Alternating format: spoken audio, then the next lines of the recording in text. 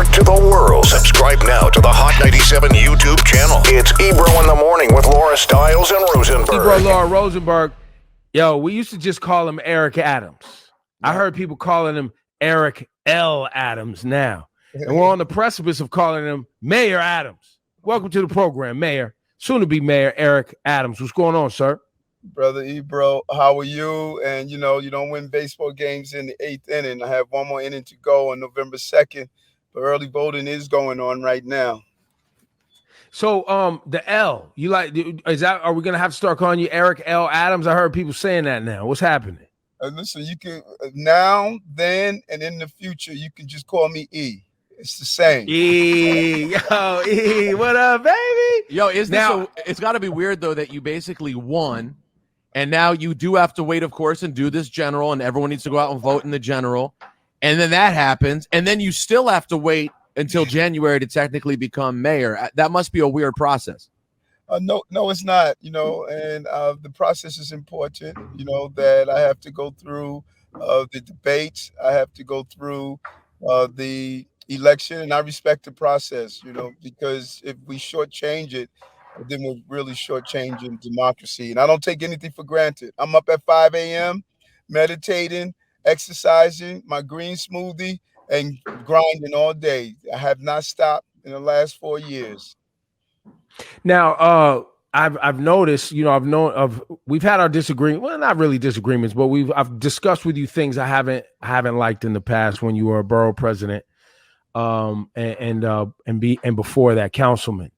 And I think what I've heard here recently, as you've become the candidate for mayor, is someone who's very focused and on message, someone who is very New York in their priorities. I've even noticed you started talking different. Like you got like you done move.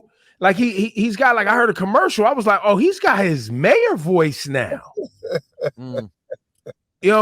But this is look, we've known you well enough. You've been in the community. You've moved. Like, people know you in this town. Has anybody else expressed to you like, yo, we see you moving different in a good way, by the way? No, what people are seeing, they are leaving the area of a competitive primary where people distort your record. They try to paint you as who you are not. And now that the primary is over, people started reading some of my information. They started looking at my 100 plus steps forward plan. And, they stopped seeing me with their eyes and listening to me with their eyes, but listening to me with what I'm saying. And people say, wait a minute. Yeah, we do know this guy. And that's just how life is. We should have the competitiveness. And I enjoy so much being on this show because, you dig into issues. And, we decided the next mayor. And there should not be a walk in the park. We should be engaged in heated conversations and discussions. One of my biggest fears moving forward is hearing you talk about stop, question, and frisk. And you have been very vocal about how stop and frisk was perverted, misused, constitutional rights were broken. You were vocal then, you're vocal now. You were an advocate for stopping it then. You were vocal about police corruption then, about the misuse of all of these things. And the reason I say it's one of my biggest fears going forward is because you believe that you can trust the police officers to help get the guns off the streets and quell violence by bringing back, in the right way, stop, question, and frisk. Am I framing it right? You were close, and then you went off a little because you said bring it back. It never left.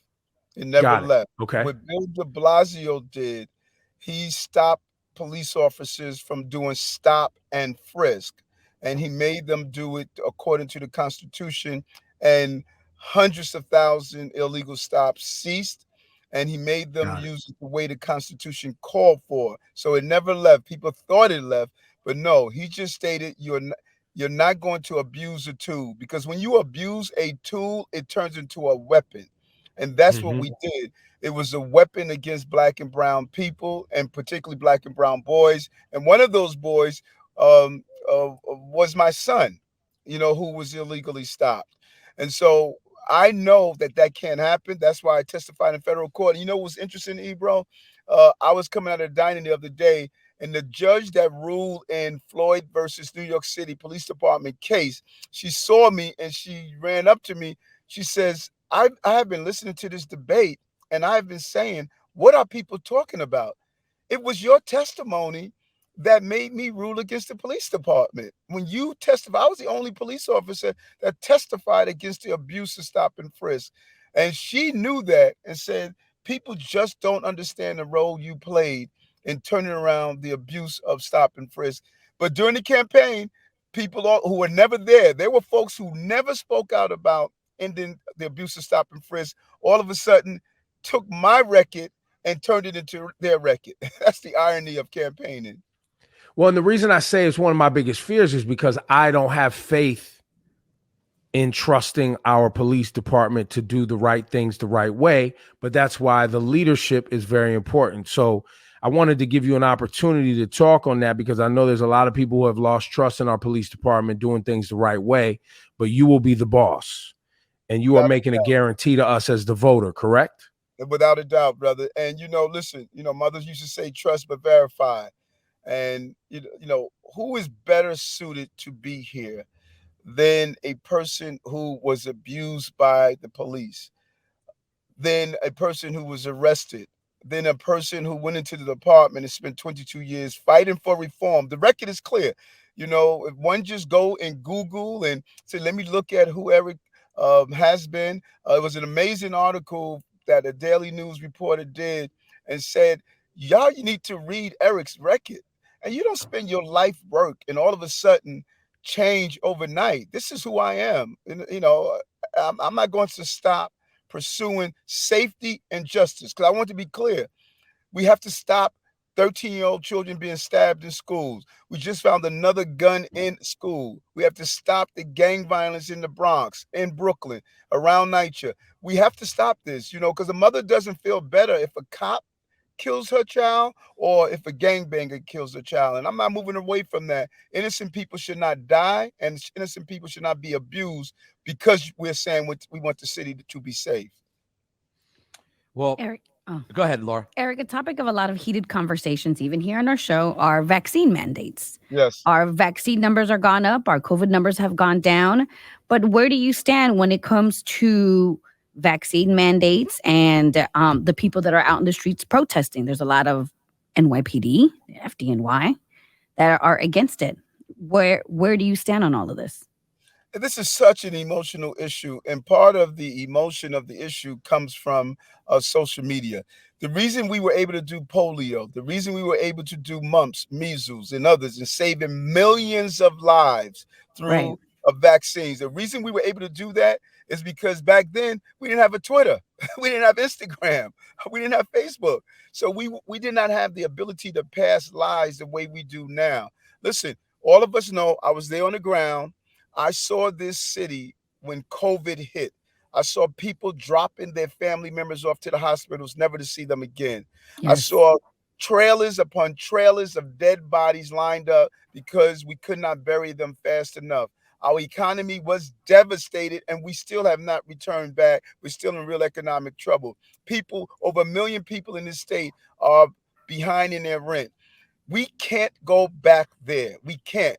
And so what I think we need to do is have some real information, real conversations around this, allowing credible messages, and get the truth out and tell people our most potent weapon against COVID is vaccine. And we can't act like we don't do vaccinations in this society. You can't go to school if your children don't get their vaccines for smallpox, mumps, measles. This is already the society that we're in.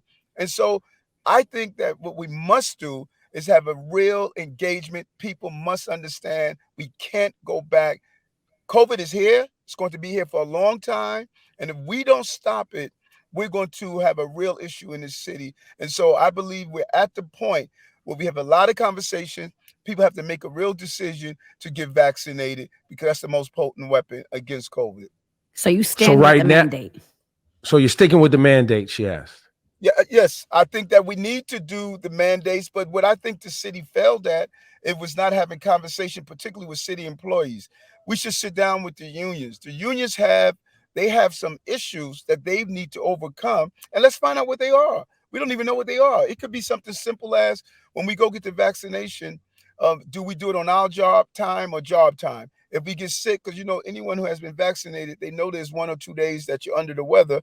Do we get paid for those days that we're off? So let's find out what are the disputes. Now, even after we find out the disputes, you're going to find there's probably 1% that's saying no matter what you say, I don't want to get vaccinated. I'm a non-vaxxer. And then we have to deal with them accordingly. But I think the overwhelming number of New Yorkers, look at the numbers, are clearly saying that we know the danger that we're facing. Let's just find ways to get over the fears that we have. And I would rather do that than come across as, listen, we're just going to mandate something on you. No, let's have a conversation to get you to a safe place where you understand the importance of a vaccine. You are, so it does sound like you're gonna. I mean, today there's a big protest. I'm sorry, bro. I want Excuse to ask one more question. I want one more question on this. Why this is so important? If we say no to COVID, then are we also going to say no to the new children that are about to get into school to be vaccinated for mumps, measles, smallpox? This is a slippery slope. Do we all of a sudden reverse? Before your child can be enrolled in school, they have to be vaccinated for these viruses of the past. So we say no for COVID. Do we now say that no for those other vaccinations? This is the conversation that we're having. So you will be inheriting some tension, protests in the street with FDNY and police and things like that. And you're telling us right now the way you want to get in front of it is by having a conversation with their unions and trying to depoliticize and de-escalate this, hopefully into the new year.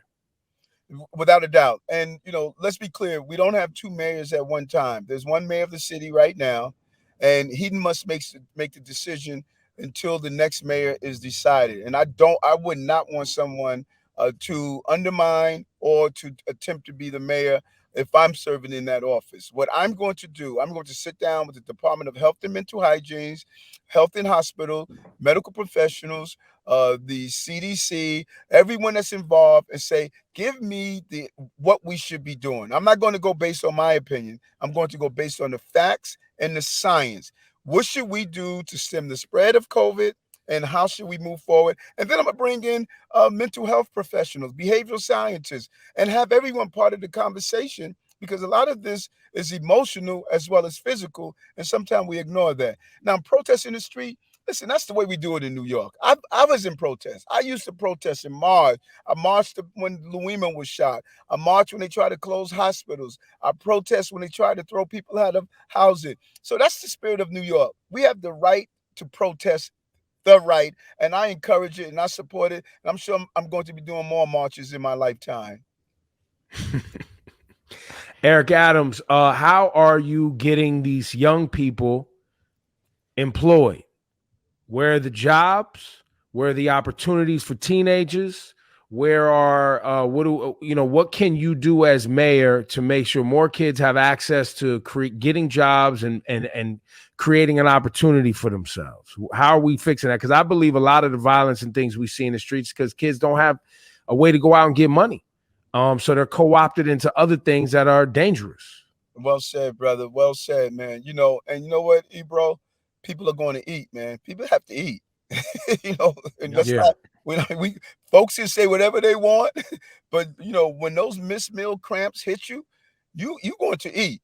And so it's the lack of opportunities, I think, that create criminal opportunities. Like people attack me because I had the audacity to be sitting down with gang members to talk about how do I get them out of gangs. You're damn right I am. I'm going to find out, hey, what is causing you to be in a gang? And how do I keep young people from joining gangs? And how do I get you out of gangs? And I'm not going to say, well, you know what, because someone is a gangbanger, I'm not going to talk to them or I'm just going to throw them away. No, I'm not. And I don't care who gets upset about it. I'm going to be speaking to people who have been denied and feel as though a society has abandoned them. So let's get to the job piece. Here's what we're going to do. There's a project called the 110 Project. And you should bring on the brother who's the creator of it. He's an amazing brother. And what is moving for across the country, 1 million jobs for Black and brown people. And I'm going to introduce that here in the city. And we're going to build out a centralized job application platform. So whoever is looking for a job in the city, if you know someone in your family member and they say, listen, I'm unemployed, I need a job, they're going to go to one place, one location, fill out a job application, an easy job application, nothing complicated. And then we are now meeting with businesses in the city, major corporations, and we're saying to them, give us every job you have available, from accountant to technicians to mail rooms to clerk. We're going to look at those who are looking for truck drivers. You know, there's a major shortage in truck drivers. We're going to look at in all of these areas, and we're going to start matching people with the jobs that are available. Right now, we're not talking to each other. We had 250,000 jobs that were open pre-COVID that we could not fill. And so what I'm going to do is use technology to match people that are looking for jobs with the jobs that are available. And then we can identify the training that's needed to scale people up. You know, what training do you need? You know, some people need some major training, what they call gap training, because they don't have some of the basic skills. Some people just need one or two more skills to get some good jobs. We're going to partner with organizations like Pro Scholars. They do technology training, getting people into middle-class jobs. And then we're going to tell our unions, you want to build in this city? Then you need to also make sure as you build up buildings that you're building a future of the people who live in the community. And we're going to zero in on that. A green bond plan we're going to put in place to get people working. We're going to build out our wind farms, where we're going to allow people to have some of those good paying tech jobs that's associated with it. So you're right, brother. If you want people to stop pulling the hammer on a gun, we need to give them a hammer on a construction site. Because if people are not employed, they're going to eat some way. And that eating can bring violence and criminality. And the best way to stop it is to make sure that we give people make people gainfully employed. Would you say, future Mayor Eric Adams, that is the biggest issue facing this city moving into your administration? Or what would be the most pressing issue that you need to deal with day one? Of public safety. Public safety is a prerequisite to prosperity and justice. Public safety and justice are crucial. We have to get safe. You can't have a city where someone is shot on a train at 14th Street. We can't have a city. We had a baby stabbed in the library in school. Our children are carrying guns in school buildings. There's a level of disorder in this city. So we need to immediately let the city know that this is a safe place so people can get back on the trains to go to work, so they can fill the office buildings, so they can go down to the local bodega to buy something. They can get their nails done, their hair done. We need to build out our ecosystem of finance, and that goes with a safe city. And then if you allow me, number two, education, brother. If we don't get education right, we're going to continue to feed the crime problem in this city. So I believe in the term intervention and prevention. Prevention is dyslexia screening in schools, identifying learning disabilities, making sure mothers have doulas so they can prepare their children for pre-K and 3K. Because if we don't do that, then we're going to continue to have 55% of the inmates at Rikers Island having learning disabilities. Dyslexic. Exactly. Yeah. You understand what I'm saying? So we got to stop feeding the crises. And while we're doing that, as Ebro stated, we have to put people on a pathway to be gainfully employed. Because if you got a job, you are not trying to stick someone up. You're not trying to do something that's reckless. If you have that job to go to in the morning where you're providing for your families. And, I think that public safety and education is crucial as we employ people to turn the city around. The other issue that's a hot topic is the homeless crisis in New York City, right? You have the working poor, people who work and they work hard and they still can't afford to live in a proximity to get to work. And then you have, people suffering with mental health issues and the homeless that we see on the street. I've heard you talk about taking outer borough hotels and converting them into shelters and things to hopefully get some of these people out of Manhattan into other areas. Have you met with the communities where you want to do this? Because there's always been this sticking point between borough communities, shelters, et cetera, et cetera? What's happening here? Yeah, and I'm glad you raised that question because I just want to give one difference in what I'm saying. We need to get out of the shelter business. Right now, out of borough hotels have been built to be shelters. I say no to that. I don't want to Okay. convert those hotels to shelters. I want to convert them into permanent housing.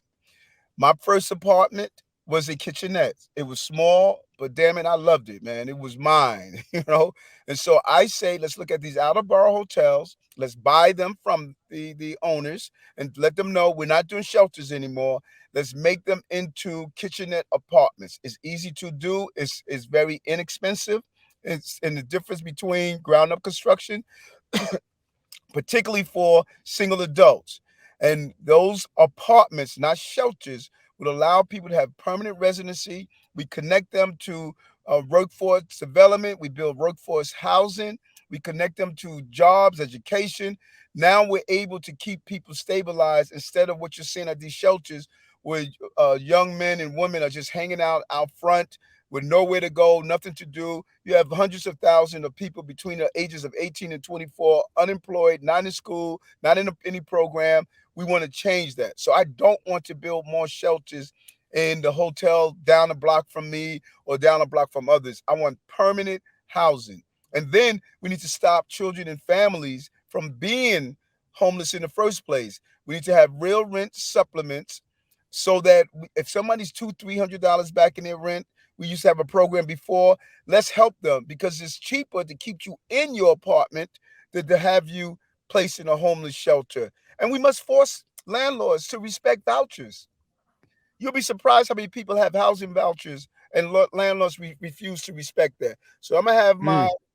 my Human Rights Commission go out, do spot checks, and find out who's doing this. And we're going to move to suspend their licenses, their brokers, and move to penalize those landlords that are not respecting the voucher system. One last question before we let you go. You obviously you're a New Yorker, so you remember when the Gifted and Talented program was actually benefiting Black kids and Latin and brown kids in the city, and they were getting into Stuyvesants and things like that. It became more of a racket recently, and the Gifted and Talented schools really were for people who could afford to have tutors and get their kids to pass these exams to get the slots at the schools. Recently, Mayor de Blasio got rid of the Gifted and Talented program. What does that mean, and what happens moving forward? You know what? And I'm so glad you said what you stated in the beginning, Ebro, because a lot of people don't know that back when I was growing up, Brooklyn Tech was almost 30-something% Black and brown. There was a pathway through the Gifted and Talented program. We could pass these exams. We could be in these programs. What you saw, as you stated, it became a racket. And our Gifted and Talented specialized high schools, etc., is the most segregated system that we have here. So I say instead of cutting back on gifted and talented and accelerated learners opportunities, we need to expand them. The problem, the Black folks were not complaining about gifted and talented program. They were complaining that they were never in their community. So That's we need right. to have more seats, more opportunities for accelerated learners so that they can reach their full potential. And we should not be testing kids at 4 years old to decide what their entire life and education is going to be. And adding on that, we need to, I'm a big believer in universal tutorials. We should allow our young people, particularly those in economically challenging communities, to have tutors. That's why the doulas are important that I want to give to families so that they all know what are the opportunities for their children. And lastly, listen, brother, everybody talks about gifted and talented and specialized high schools and all of those things. Yes, we're going to fix that. But how about the students that learn differently? Because being dyslexic means that it doesn't mean you're dumb. It means you learn differently. And if we don't catch it early to give you the mechanism on how you learn, then we are setting you up for failure. You know, you heard me say it before. I went through my entire public school experience not knowing I had a learning disability until I got in college. I mean, I could have easily dropped out and hit the streets. And so we need to look after those children that learn differently and give them the support so that they can become productive citizens, and not only talk about those children who are accelerated learners. We forget the children who learn differently, and I want to give them the support they deserve. And how do we fix there's we talk about on the air a lot. We have buildings where a charter school shares a building with a New York City public school. I mean, they're all public schools, but you have one side of the building, they got everything they need, abundance. Another side of the building, they have nothing. And this disparity, I think everybody who's a parent knows these kids ain't stupid. They see, oh, wow, okay. So if I got into that school, I'd be treated one way, but because I didn't get into that school, I'm treated another. And kids, when they feel like nobody cares about them, they don't care. I know we have some serious gaps and issues in those schools. How do we dig into that? Because I haven't been able to crack that code just on even trying to donate to a school and make sure they have more resources and teachers having to buy their own stuff and et cetera, et cetera. I'm sure you hear the stories. Yes, no, so true. A great point. First of all, we have to be really honest with ourselves. Adult issues should not impact children education. All the squabbling and arguing with adults, charter school, public schools, this school, that schools, parents don't give a darn about all of that. They want their child to learn and get the same resources. You have some schools that are raising millions of dollars through their PTAs. There's a school in Brooklyn where they have their own testing van for their teachers due to the million that they raised in their PTA. So there's an imbalance in funding and resources. My attitude is this: if you have a building that is a co-located building with 2 floors of charter schools, 2 floors of district schools, if that charter school floor is painted and clean and well kept, that district school floors must be the same. If there's computers upstairs for those charter school kids, we have to have it for the district school kids. We must treat the building as a school campus. And then we should be creative to have days where charter school parents and district school parents sit down together, share ideas, best practices, have the teachers communicate with each other, do joint projects, be really intentional about tearing down those barriers, because you hit it out the park, Ebro. Let me tell you something. If I'm in a school and on 2 floors, it appears as though these students are treated in a elite fashion and I'm treated in a different fashion, I'm going to have resentment. We can't divide our communities and our schools, and we need to create a more unified environment and be intentional about it. As a mayor, my chancellor is going to make sure that district school and charter school parents and students are communicating with each other and talking to each other and building out a relationship so they don't feel hostile with each other. And that is where we are right now. That's the wrong thing to do. Eric Adams. He is running for mayor of the city. All indicators say he is projected to win. I gotta salute you. You made some good. You threw some good barbs back at your opponent at the debates. He almost took you off your square a couple of times. You know what I'm saying? When y'all started arguing, but you reeled it back in. I was like, uh oh, that Queens is about to jump out. It's about to get crazy. But you laughed it off and you stayed focused, man. Good job.